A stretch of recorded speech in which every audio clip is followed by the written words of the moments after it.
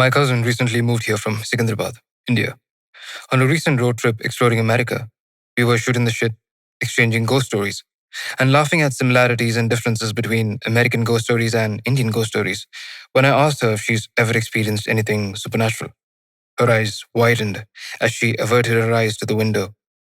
Just when the silence was about to be too much for me, she softly responded, "Yes, a few. One is troubling.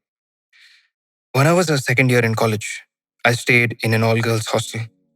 I made many friends. We were all very happy to be in school away from our conservative parents. The hostel was so much fun, but it was a very, very old building. Electricity was only put in the rooms. Sometimes, candles were placed along the windows if a watchman was present, but normally, once you left the rooms, you were faced with complete darkness. It's common to wake up someone if you needed to walk down to the restroom at the end of the hall. We all had a childish fear of being alone in the dark. One night, I had to use the restroom. It was about 4 a.m. I went to my friend's bed and tapped her on the arm. She immediately opened her eyes as soon as I touched her. I apologized for bothering her and told her I needed to pee.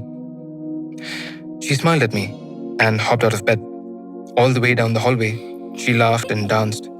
I could not see her at all, but her bangles clanked together loudly and the bells on her anklets jingled softly. It was very calming. I laughed and sashayed my hips down the hallway with her, too tired to match elaborate arm movements.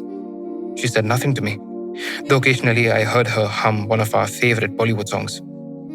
The same thing happened on our return. I fell back asleep easily.